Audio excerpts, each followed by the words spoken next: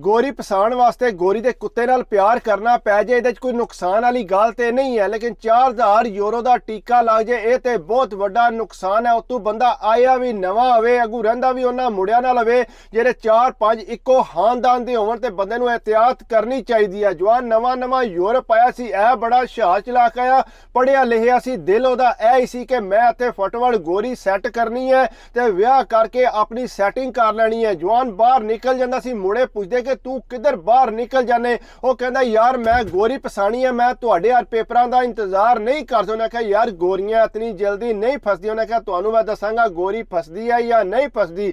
ਜਵਾਨ ਦੀ ਅੱਖ ਜਿਹੜੀ ਹੈ ਬਿਲਕੁਲ ਨਾਲ ਵਾਲੀ ਬਿਲਡਿੰਗ ਜਿਹੜੀ ਗੋਰੀ ਰਹਿੰਦੀ ਸੀ ਉਹਦੇ ਤੇ ਪੈ ਗਈ ਜਨਾਬ। ਬੜਾ ਸੋਹਣਾ ਤਿਆਰ ਹੋ ਕੇ ਨਵੀਂ ਤੋਂ ਨਵੀਂ ਟੀ-ਸ਼ਰਟ ਪਾਉਂਦਾ, ਇਹ ਕੰਮ ਵੀ ਨਹੀਂ ਸੀ ਲੱਗਿਆ। ਬਾਹਰ ਆ ਕੇ ਉਹਦੇ ਵੱਲ ਤੱਕਦਾ ਰਹਿੰਦਾ, ਉਹ ਕਲਮ ਕੱਲੀ ਸੀ, ਕੁੱਤਾ ਲੈ ਕੇ ਬਾਹਰ ਨਿਕਲਦੀ ਸੀ। ਇਹ ਬੜੀ ਸੋਹਣੀ ਸੀ, ਨਾਲੇ ਫਿਟਨੈਸ ਉਹਦੀ ਬੜੀ ਚੰਗੀ ਸੀ। ਉਹ ਬਾਹਰ ਬੈਠਿਆਂ ਦੇ ਅਕਸਰ ਮੁੰਡਿਆਂ ਨੇ ਦੇਖਿਆ ਕਿ ਇਹ ਜਿਹੜਾ ਉਹਦੇ ਵੱਲ ਤੱਕਦਾ ਰਹਿੰਦਾ, ਉਹਨਾਂ ਸਮਝਿਆ ਉਹਨਾਂ ਕਿ ਯਾਰ ਗੱਲ ਸੁਣ, ਇਹ ਗੋਰੀ ਤੇਰੇ ਨਾਲ ਨਹੀਂ ਫਸਣ ਲਈ ਅਸੀਂ ਵੀ ਬੜਾ ਇਹਨੂੰ ਤਾੜਦੇ ਰਹੇ, ਲੇਕਿਨ ਇਹ ਕਿਸੇ ਵੱਲੋਂ ਨਹੀਂ ਤੱਕਦੀ। ਉਹਨੇ ਕਿਹਾ ਤੁਸੀਂ ਦੇਖ ਲਿਓ ਕਿ ਮੈਂ ਇਹਨੂੰ ਪਸੰਦਾਂ ਜਾਂ ਨਹੀਂ। ਉਹ ਆਂਦੇ ਨੇ ਭਾਈ ਅਸੀਂ ਦੇਖ ਲੈਣੇ ਤੂੰ ਪਸੰਦਾ ਕਿਸ ਤਰ੍ਹਾਂ। ਉਹ ਜਨਾਬ ਬਾਹਰ ਜਾ ਕੇ ਬਹਿ ਰਹਿੰਦਾ, ਕਰਦਿਆਂ ਕਰਾਇਆ ਉਹਨੇ ਇਹ ਕੰਮ ਸ਼ੁਰੂ ਕਰ ਦਿੱਤਾ। ਜਿਸ ਵੇਲੇ ਉਹ ਜਾਂਦੀ ਸੀ ਕੁੱਤਾ ਲੈ ਕੇ, ਉਹ ਵੀ ਉਸੇ ਜਗ੍ਹਾ ਤੇ ਪਹੁੰਚ ਜਾਂਦਾ, ਜਾ ਕੇ ਇਹਦੇ ਕੁੱਤੇ ਨਾਲ ਲਾਡ ਪਿਆਰ ਕਰਨ ਲੱਗ ਪੈਂਦਾ ਸੀ, ਉਹਨੂੰ ਹੱਥ ਛੱਤ ਫੇਰਨ ਲੱਗ ਪੈਂਦਾ। ਉਹ ਬੜੀ ਖੁਸ਼ ਹੁੰਦੀ ਸੀ, ਅੱਗੋਂ ਇਹਨੂੰ ਇੰਗਲਿਸ਼ ਵਗੈਰਾ ਵੀ ਆਉਂਦੀ ਸੀ। ਉਹਨੂੰ ਕਹਿੰਦਾ ਕਿ ਤੇਰਾ ਕੁੱਤਾ ਬੜਾ ਸੋਹਣਾ, ਇੱਥੇ ਬਹੁਤ ਜ਼ਿਆਦਾ ਬੰਦੇ ਕੁੱਤਾ ਲੈ ਕੇ ਆਉਂਦੇ, ਲੇਕਿਨ ਤੇਰਾ ਜਿਹੜਾ ਕੁੱਤਾ ਨਾ ਬਹੁਤ ਪਿਆਰਾ। ਉਹਨੇ ਕਰਦਿਆਂ ਕਰਾਇਆ ਉਹਦੇ ਨਾਲ ਗੱਪ ਲਾਣੀ ਸ਼ੁਰੂ ਕਰ ਦਿੱਤੀ। ਉਹਨੇ ਪੁੱਛਿਆ ਕਿ ਇਹ ਕੁੱਤਾ ਤੂੰ ਕਿੱਥੋਂ ਲਿਆ ਸੀ। ਉਹਨੇ ਕਿਹਾ ਬਿਲਕੁਲ ਨਿੱਕਾ ਬੱਚਾ ਸੀ ਤੇ ਉਦੋਂ ਮੈਂ ਇਹਨੂੰ ਪਾਲਿਆ ਸੀ ਤੇ ਮੈਂ ਇਹਨੂੰ ਬੜਾ ਪਿਆਰ ਕਰਨੀ ਆ, ਮੈਂ ਇਹਦੇ ਬਗੈਰ ਰਹਿ ਨਹੀਂ ਸਕਦੀ। ਇਹ ਮੈਨੂੰ ਇੱਕ ਮਿੰਟ ਵਾਸਤੇ ਵੀ ਨਜ਼ਰ ਨਾ ਆਵੇ ਤੇ ਮੈਂ ਬਹੁਤ ਜ਼ਿਆਦਾ ਪਰੇਸ਼ਾਨ ਹੋ ਜਾਨੀ ਆ। ਅੱਗੋਂ ਜਵਾਨ ਕਹਿੰਦਾ ਵਾਕਈ ਤੈਨੂੰ ਪਰੇਸ਼ਾਨ ਵੀ ਹੋਣਾ ਚਾਹੀਦਾ, ਤੇਰਾ ਕੁੱਤਾ ਹੈ ਹੀ ਬੜਾ ਸੋਹਣਾ। ਉਹ ਜਨਾਬ ਜਿਸ ਵੇਲੇ ਡੇਰੇ ਦੇ ਮੁੰਡਿਆਂ ਨੇ ਦੇਖਿਆ ਕਿ ਬਿਲਕੁਲ ਉਹਦੇ ਗੋਰੀ ਨਾਲ ਗੱਲਾਂ ਕਰਦਾ, ਘਰ ਬਿਲਡਿੰਗ ਤੱਕ ਆਉਂਦਾ, ਉਹਨਾਂ ਆਖਿਆ ਯਾਰ ਇਹ ਤੇ ਗੱਲ ਵਾਕਈ ਸੱਚੀ ਹੋ ਗਈ ਹੈ, ਇਹਨੇ ਤੇ ਗੋਰੀ ਜਿਹੜੀ ਆ ਉਹ ਫਸਾ ਲਈ ਹੈ। ਉਹ ਜਨਾਬ ਰੋਜ਼ਾਨਾ ਇਹ ਹੀ ਉਹਨੇ ਰੂਟੀਨ ਰੱਖੀ ਸੀ। ਤੁਹਾਨੂੰ ਪਤਾ ਗੋਰਿਆਂ ਦੀ ਇੱਕ ਰੂਟੀਨ ਹੁੰਦੀ ਹੈ ਕਿ ਕਿਸ ਟਾਈਮ ਕੁੱਤੇ ਨੂੰ ਬਾਹਰ ਲੈ ਕੇ ਜਾਣਾ, ਜਾ ਕੇ ਉਹਨੂੰ ਵਾਕ ਕਰਾਣੀ ਹੈ। ਭਾਈਅਰ ਵੀ ਉਸੇ ਟਾਈਮ ਬਾਹਰ ਆ ਜਾਂਦੇ, ਸੋਹਣੀ ਜੈਲ ਸ਼ੈਲ ਲਾ ਕੇ ਨਵੀਂ ਟੀ-ਸ਼ਰਟ ਪਾ ਕੇ ਉਹ ਜਨਾਬ ਨਾਲ ਉਹਦੇ ਟੁਰ ਪੈਂਦੇ ਸੀ, ਗੱਪ ਲਾਉਂਦਿਆਂ। ਉਹ ਇੱਕ ਦਿਨ ਇੰਜ ਹੋਇਆ ਕਿ ਕਲਮ ਕੱਲੀ ਬਾਹਰ ਨਿਕਲੀ ਤੇ ਬੜੀ ਪਰੇਸ਼ਾਨ ਸੀ। ਉਹਨੇ ਪੁੱਛਿਆ ਕੀ ਗੱਲ ਹੋ ਗਈ, ਕਿਉਂ ਇਤਨੀ ਪਰੇਸ਼ਾਨ ਹੈ। ਉਹਨੇ ਆਖਿਆ ਜੀ ਮੇਰਾ ਕੁੱਤਾ ਬਿਮਾਰ ਹੋ ਗਿਆ ਤੇ ਉਹਦਾ ਆਪਰੇਸ਼ਨ ਕਰਾਉਣਾ ਪੈਣਾ। ਉਹਨੇ ਆਖਿਆ ਤੇ ਕੀ ਮਸਲਾ ਬਣ ਗਿਆ। ਉਹਨੇ ਕਿਹਾ ਮਸਲਾ ਇਹ ਬਣ ਗਿਆ ਕਿ ਉਹ ਕਹਿੰਦੇ ਇਹਦਾ ਆਪਰੇਸ਼ਨ ਜਿਹੜਾ ਹੋਵੇਗਾ ਉਹ 6000 ਯੂਰੋ ਲੱਗੇਗਾ। 2000 ਯੂਰੋ ਤੇ ਮੇਰੇ ਕੋਲ ਹੈ, ਹੁਣ 4000 ਯੂਰੋ ਮੇਰੇ ਕੋਲ ਹੈ ਕੋਨੀ। ਮੈਂ ਬੈਂਕ 'ਚ ਜਾ ਕੇ ਪਤਾ ਕਰਨੀ ਹੈ, ਜੇ ਮੈਨੂੰ ਲੋਨ ਮਿਲ ਜਾਂਦਾ, ਕ੍ਰੈਡਿਟ ਮਿਲਦਾ ਹੈ ਤੇ ਮੈਂ ਇਹਦਾ ਆਪਰੇਸ਼ਨ ਕਰੇ, ਜੇ ਇਹ ਟੁਰ ਗਿਆ ਤੇ ਮੇਰੀ ਜ਼ਿੰਦਗੀ ਖਤਮ ਹੋ ਜਾਏਗੀ। ਜਵਾਨ ਨੇ ਸੋਚਿਆ, ਉਹਨੇ ਆਖਿਆ ਕਿ ਗੋਰੀ ਸੈੱਟ ਹੋ ਗਈ, ਉਹਨੇ ਮੇਰੇ ਨਾਲ ਵਿਆਹ ਕਰ ਲਿਆ, ਮੇਰੇ ਪੇਪਰ ਬਣਾਤੇ, ਮੇਰੇ ਪੇਪਰਾਂ ਤੇ ਉਂਝ ਬੜਾ ਖਰਚਾ ਆ ਜਾਣਾ, ਇਸ ਤੋਂ ਬਿਹਤਰ ਹੈ ਕਿ ਮੈਂ ਇਹਦੀ ਮਦਦ ਕਰਾਂ। ਉਹ ਜਨਾਬ ਉਹਦੇ ਨਾਲ ਬੈਂਕ ਸ਼ੈਂਕ ਅੱਗੇ ਪਿੱਛੇ ਜਾਂਦਾ ਰਿਹਾ, ਲੇਕਿਨ ਉਹਦੀ ਇਤਨੀ ਤਨਖਾਹ ਨਹੀਂ ਸੀ ਹੈ, ਉਹਨੂੰ ਜਿਹੜਾ ਬੈਂਕ ਲੋਨ ਨਾ ਦਿੱਤਾ।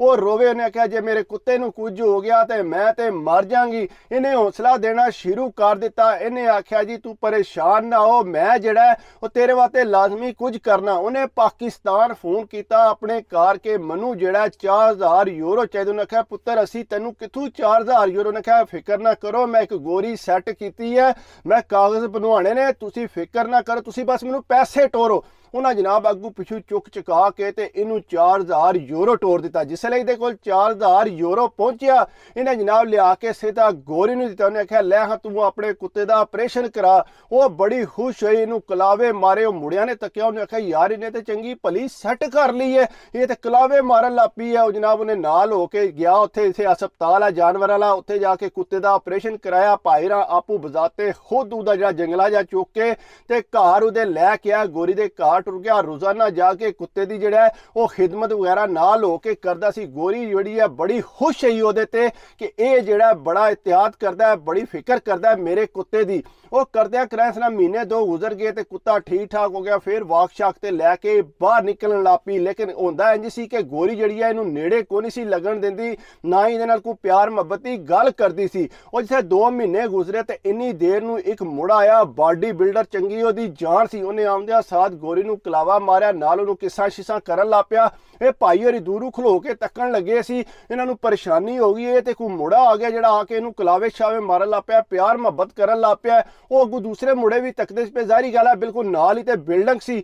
ਉਹਨਾਂ ਆਖਿਆ ਬਾਬਾ ਤੂੰ ਤੇ ਆਣਾ ਮੈਂ ਫਸਾ ਲਈ ਹੈ, ਇਹ ਤੇ ਇਹਦਾ ਜਿਹੜਾ ਯਾਰ ਹੈ ਉਹ ਆ ਗਿਆ।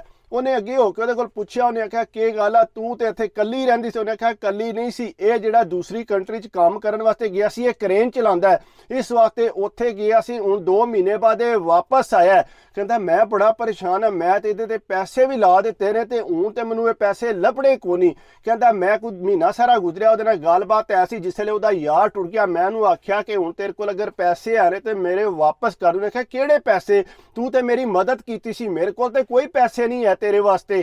ਕਹਿੰਦਾ ਬਹਰਹਾਲ ਨਾ ਮੈਂ ਬੜਾ ਪਰੇਸ਼ਾਨ ਹੋਇਆ, ਮੈਂ ਤੇ 4000 ਯੂਰੋ ਰੋਡ ਬੈਠਾ। ਕਹਿੰਦਾ ਬੜੀ ਟੈਨਸ਼ਨ, ਘਰ ਦੇ ਪਿੱਛੋਂ ਫੋਨ ਕਰਨ ਪੁੱਤਰ ਕੀ ਬਣੀ ਕਾਗਜ਼ਾਂ ਦਾ, ਕੀ ਬਣੀ ਕਾਗਜ਼ਾਂ ਦਾ, ਉਹ ਪੈਸੇ ਦੇਣੇ ਨੇ। ਕਹਿੰਦਾ ਕੰਮ ਵੀ ਉਤੋਂ ਕੋਈ ਨਹੀਂ ਸੀ ਲੱਗਿਆ। ਨਾ ਬੜੀ ਪਰੇਸ਼ਾਨੀ ਹੋਈ ਕਿ ਹੁਣ ਮੈਂ ਕਰਾਂ ਤੇ ਕਰਾਂ ਕਿ।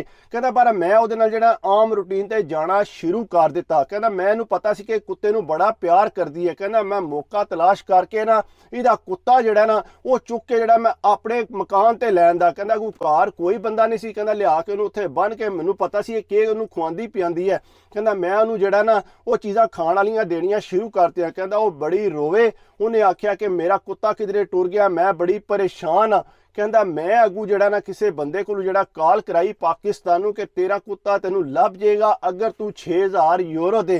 ਕਹਿੰਦਾ ਅੱਗੂ ਉਹ ਪਰੇਸ਼ਾਨ ਹੋਇਆ ਕਿ 6000 ਯੂਰੋ ਮੇਰੇ ਕੋਲ ਕੋਈ ਨਹੀਂ ਹੈ। ਕਹਿੰਦਾ ਬਹਰਹਾਲ ਉਹ ਜਿਹੜਾ ਬੜੀ ਟੈਨਸ਼ਨ 'ਚ ਹੀ। ਕਹਿੰਦਾ ਮੈਂ ਜਿਹੜਾ ਕੁੱਤਾ ਜਿਹੜਾ ਉਹ ਜਿਹੜਾ ਆਪਣੇ ਘਰ ਬੰਨਿਆ ਸੀ। ਕਹਿੰਦਾ ਹੋਇਆ ਇੰਜ ਕਿ ਉਹਨੇ ਜਾ ਕੇ ਪੁਲਿਸ 'ਚ ਇਤਲਾਹ ਦੇ ਦਿੱਤੀ। ਜਿਸ ਵੇਲੇ ਉਹਨੇ ਪੁਲਿਸ ਨੂੰ ਦੱਸਿਆ, ਕਹਿੰਦਾ ਪੁਲਿਸ ਜਿਹੜੀ ਹੈ ਜ਼ਾਹਰੀ ਗੱਲ ਹੈ ਮੈਨੂੰ ਤੇ ਇਸ ਗੱਲ ਦਾ ਨਹੀਂ ਸੀ ਪਤਾ। ਕਹਿੰਦਾ ਅੱਗੂ ਸਾਰੇ ਡੇਰੇ ਵਾਲੇ ਜਿਹੜੇ ਉਹ ਮਕਾਨ ਤੇ ਸੀ ਤੇ ਮੈਂ ਘਰ ਕੋ ਨਹੀਂ ਸੀ। ਉਹਨਾਂ ਨੂੰ ਪਤਾ ਸੀ ਕਿ ਮੈਂ ਕਮਰੇ 'ਚ ਕੁੱਤਾ ਰੱਖਿਆ। ਕਹਿੰਦਾ ਮੈਂ ਕਿਹਾ ਗੋਰੀ ਕਿਧਰੇ ਗਈ ਹੈ, ਉਹ ਆਵੇਗੀ ਤੇ ਉਹਨੂੰ ਮੈਂ ਵਾਪਸ ਕਰ ਦਿਆਂਗਾ।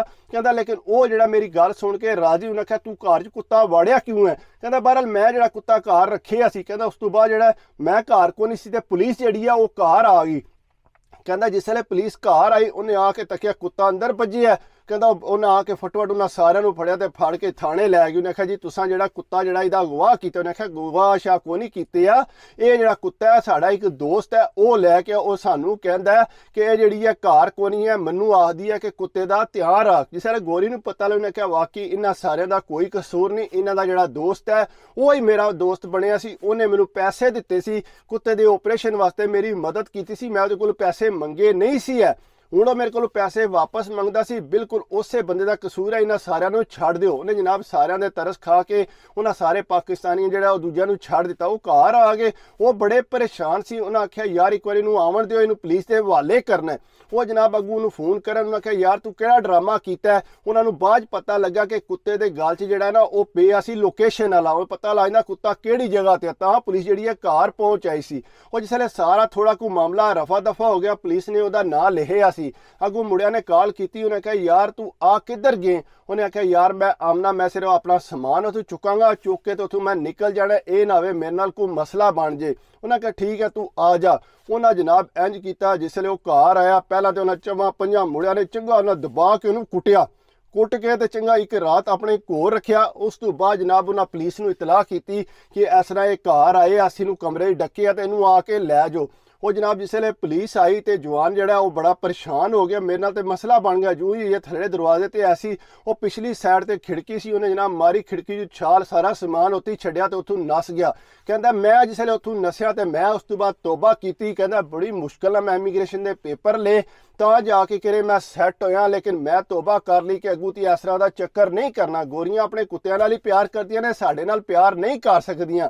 ਕਹਿੰਦਾ ਮੈਂ ਇਸ ਗੱਲ ਤੋਂ ਤੋਬਾ ਕਰ ਲਈ ਹੈ ਤੇ ਅੱਗੂ ਵੀ ਕੋਈ ਬੰਦਾ ਇਸ ਤਰ੍ਹਾਂ ਦਾ ਕੰਮ ਕਰਨ ਦੀ ਕੋਸ਼ਿਸ਼ ਨਾ ਕਰੇ, ਇਹ ਨਾ ਹੋਵੇ ਤੁਹਾਡਾ ਵੀ ਬੇੜਾ ਜਿਹੜਾ ਉਹ ਗਰਕ ਹੋ ਜੇ। ਇਸ ਤੋਂ ਪਹਿਲਾਂ ਆਪਣੀ ਮਜ਼ਦੂਰੀ ਕਰੋ ਤੇ ਇਮੀਗ੍ਰੇਸ਼ਨ ਦੇ ਪੇਪਰ ਲਵੋ, ਨਾਰਮਲ ਜ਼ਿੰਦਗੀ ਗੁਜ਼ਾਰੋ, ਇਹਨਾਂ ਦੇ ਪੈਸੇ ਲਾਉਣ ਦੀ ਜ਼ਰੂਰਤ ਨਹੀਂ। ਬਾਕੀ ਅਗਰ ਇਹ ਮੇਰੀ ਵੀਡੀਓ ਤੁਹਾਨੂੰ ਅੱਛੀ ਲੱਗੀ ਹੋਵੇ ਤੇ ਪਲੀਜ਼ ਯਾਰ ਲਾਈਕ ਕਰਿਆ ਕਰੋ, ਕਮੈਂਟਸ ਕਰਿਆ ਕਰੋ, ਸਬਸਕ੍ਰਾਈਬ ਕਰ ਦਿਓ ਤੇ ਦਿਲ ਖੁਸ਼ ਹੁੰਦਾ। ਬਾਕੀ ਦੁਆਵਾਂ ਯਾਦ ਰੱਖਿਓ, ਆਪਣੀ ਸਿਹਤ ਦਾ ਖਿਆਲ ਰੱਖਿਓ, ਸਿਹਤ ਅਤੇ ਸਭ ਕੁਝ ਹੈ। ਅੱਲਾ ਹਾਫਿਜ਼।